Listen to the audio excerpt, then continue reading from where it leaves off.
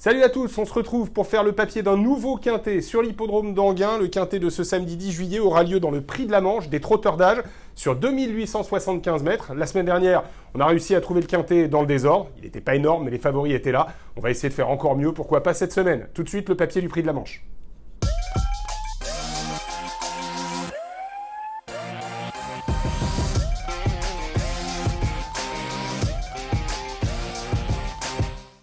Prix de la Manche donc, avec une distance de 2875 mètres, il n'y a plus que 13 partants après le forfait d'écureuil Génilou, et il y aura 25 mètres à rendre à partir de Fairywood, qui devrait être la favorite de la course. Une course qui semble présenter quand même des favoris assez solides. Donc vous connaissez mon credo, dans ce cas-là, il faut rétrécir le champ des possibles et commencer par parler de ceux qu'on ne va pas garder.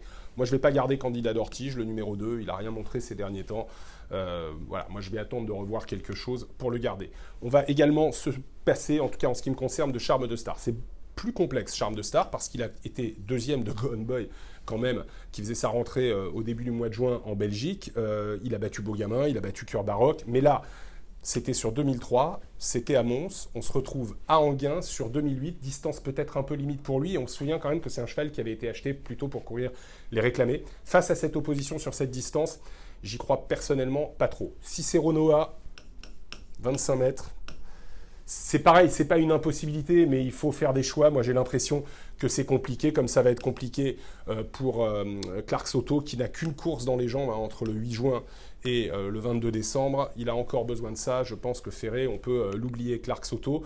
Et il y a le cas Blues Deslandiers. Alors ceux-là, il est un peu plus épineux, le cas de Blues Deslandiers. La dernière fois, j'avais déjà, souvenez-vous, décidé de faire l'impasse à Vincennes. Bien, on l'avait pris. Il rendait 25 mètres. Il était ferré. Cette fois, il sera déferré. Changement de piste. C'est plus la grande piste, c'est Anguin. Malgré tout, l'autre jour, j'aurais voulu voir quelque chose. Et le cheval n'a jamais été dans le coup. Il a été battu toute la course. Il n'a pas gagné de terrain dans la ligne droite.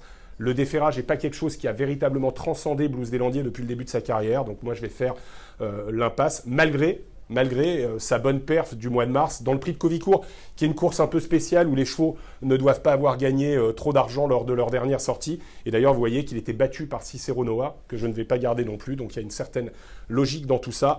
On élimine Candidat d'Ortige, on élimine Char de Star, on élimine Cicero Noah, Clark Soto et Blues Deslandiers. On va maintenant se concentrer sur les premières chances, ceux qu'on va vraisemblablement retenir en base. Fairywood en est une. Fairywood qui a couru à Anguin de façon remarquable la dernière fois, sur plus court, sur 2100, mais la distance de 2875 ne lui posera bien sûr aucun problème. Elle bat Rebel Amateurs, elle bat Django du Bocage, Call a Crown, Flèche du Yucca, c'est une super ligne. Elle l'a fait avec force et puissance devant, 11,5, il n'y a rien à dire. Sa sortie du 15 mai est remarquable, elle n'est battue et pas de loin que par Violette Jet et Jerry Môme, qui sont deux très bons performeurs qu'on connaît remarquablement. Et ce jour-là, lorsqu'elle gagnait le 23 avril à Vincennes, elle devait rendre 25 mètres. Et ça n'est pas quelque chose qui lui est arrivé souvent à Fairywood. Elle a souvent rendu 25 mètres dans des courses depuis quelques mois dans lesquelles elle n'avait pas trop d'ambition, des courses de remise en condition.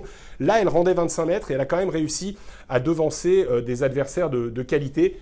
Certes, pour minorer un peu ça, il n'était que 2 en tête ce jour-là. Donc, s'il y a un truc qui peut être un peu touchy, c'est qu'elle doit rendre 25 mètres face à un peloton fourni en tête. Ça ne lui est pas arrivé depuis un moment, mais bon, vraiment, on va la garder, ça c'est sûr. Et je pense même qu'elle va gagner. Delfino, c'est très intéressant, vient de faire sa rentrée. Il vient de faire une rentrée plaisante à Vincennes, c'est ce que Mathieu Mottier a déclaré à notre reporter. Il n'était pas encore à 100%. Il était ferré lourd. Sur la grande piste, c'est pas quelque chose de facile. Et il n'a pas terminé son parcours fatigué, il est monté en condition. Franchement, Delfino, avec cette déclaration, moi je commence à y croire beaucoup. D'autant qu'il faut se souvenir que sa dernière sortie de l'année 2020 était très bonne dans le GNT de Mokanchi. Django du Bocage, Biwan des Tirons et Voilà de Muse, vous les mettez dans ce quintet, vous les placez très très haut sur un ticket. Et d'autant qu'il a déjà très bien fait à Anguin. L'été dernier, au mois de juillet, il gagnait à la manière des forts, en force, devant Cache du Rib, qui n'avait pas vraiment pu l'inquiéter dans la ligne droite. Cache du Rib, c'est une valeur référence assez intéressante par rapport à cette victoire à Anguin pour Delfino, qui coche donc énormément de cases. Il est monté sur sa rentrée qui est bonne, il fait Anguin, il a des super lignes. Avant le coup, il est incontournable. J'ai l'impression que Donaviva est peut-être le truc intéressant à mettre assez haut dans un ticket. Déjà, Donaviva, on va en parler sur plusieurs angles. Elle a couru 9 fois à Enghien, 3 victoires et 3 places à Enghien. C'est remarquable, c'est un pourcentage de réussite superbe. On sait que c'est une jument qui est encore plus performante quand elle peut être cachée, ce qui a été le cas la dernière fois, mais quand on court caché, eh ben, on est victime des aléas parfois.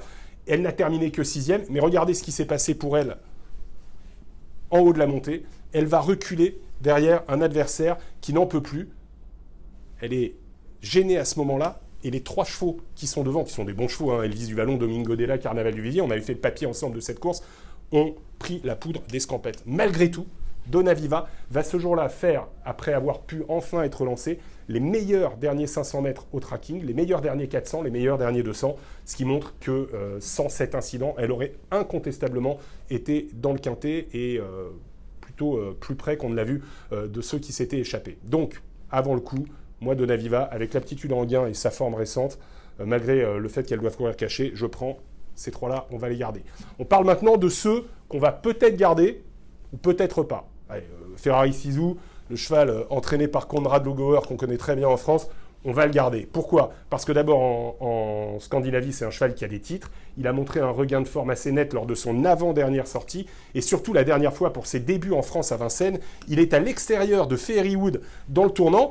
Il a fait toute la montée comme ça, le nez au vent à l'extérieur de Fairywood. Il n'est pas battu. Il n'aurait pas battu Fairywood qui allait plus facile. Mais regardez, il n'est pas battu. Et là, il y a eu une accélération très nette de Fairywood. On est passé à peu près du pied de 1,9 à celui de 1,5 sur 200 mètres dans la ligne droite. Il a fait la faute.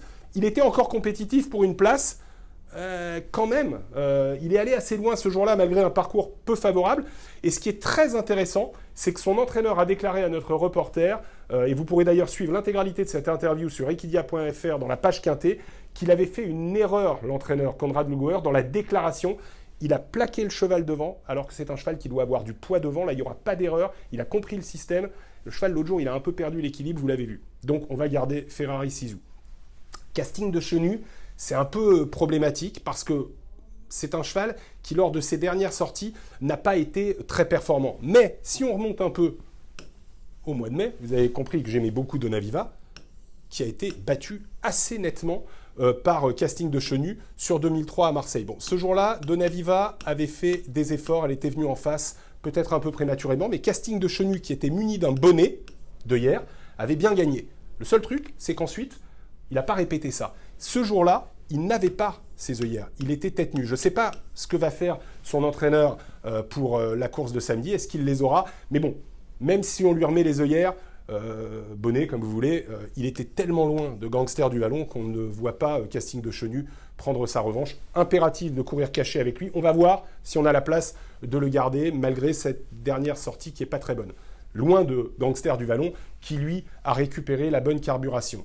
Mais Gangster du Vallon, qui était un cheval classique dans sa jeunesse au trot monté, se présente avec quelques zones d'ombre. C'est ce que nous dit Damien Lecros.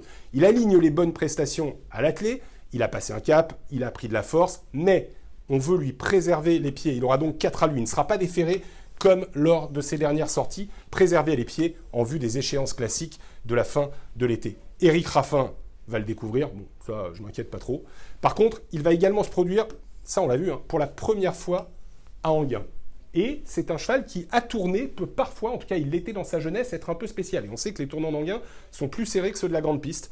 Malgré tout, on a vu donc la perf du GNT de Toulouse l'autre jour. Si on reprend sa perf corde à droite à Toulouse du 8 juin, où il est seulement battu par Fox Roxy et où il bat très nettement donc Casting de Chenu, de nouveau, eh ben, je pense qu'il est incontournable. Le seul truc, c'est de savoir où on va le mettre. Est-ce qu'on va le mettre très près de Fairywood ou un peu plus loin avec toutes les réserves de son entraîneur. Autre jument a priori incontournable au papier, c'est Diva du Granit. Diva du Granit qui est en forme, mais qui même dans ses périodes de forme connaît parfois des petites sautes d'humeur. Et ça a été le cas la dernière fois. Elle n'a jamais pu vraiment s'équilibrer en début de course. Elle a fait 2 fautes dans la course qu'on a revue tout à l'heure enlevée par Elvis du Vallon, dans laquelle Donaviva était malheureuse. Mais auparavant, sa course était très bonne à Diva du Granit. Elle était 3e. Dans un lot du même acabit, elle était allée devant. Et d'ailleurs, tiens, regardez ce jour-là. Regardez les malheurs qu'avait connus Donaviva, qui n'avait jamais pu passer. Donaviva, Diva du Granit. Je pense que si Donaviva n'avait pas été malheureuse à la corde, elle aurait terminé devant Diva du Granit. Mais Diva du Granit, c'est une jument qui peut aller devant, alors que Donaviva doit courir caché. Et on se répète, mais quand on court caché, il y a des aléas. Dernier cas, celui de Fréja Dupont. Je ne sais plus quoi penser de Fréja Dupont. Il paraît qu'elle vole le matin. C'est ce que nous dit, son driver Nicolas Bazir. Elle est plaisante au travail, mais c'est une demoiselle. Et est-ce qu'elle va être décidée à se donner à fond? C'est vraiment le point d'interrogation. C'est une jument qui a raté quasiment tous ses objectifs depuis plusieurs mois. Moi, je crois qu'elle n'a plus trop envie et que ça peut être compliqué. Bon, on a 3 bases. On a donc pas mal de chevaux qu'on va garder. Finalement, à réfléchir, j'ai l'impression qu'il y a vraiment des chevaux, comme je le disais tout à l'heure en préambule, très solides pour être dans les 3-4 de la course et que le quintet va donc ne pas être un quintet hyper spéculatif. Donc, je vais faire le choix de ne pas garder Casting de Chenu et de ne pas garder non plus Fréja Dupont. Donc, il nous en reste 6. Je vous propose, comme la série dernière, un quintet combiné. Malgré les 25 mètres, je mets en tête Fairywood. Deuxième position pour Delfino. Si on considère que Ferrari Sisu doit mieux performer que la dernière fois, il peut être très près, donc je le mets en 3e position. Donaviva, je la place 4e. Gangster du Vallon, un peu loin parce qu'il y a les réserves de son entraîneur. Et on termine avec Diva du Granit. Ça coûte 12 €.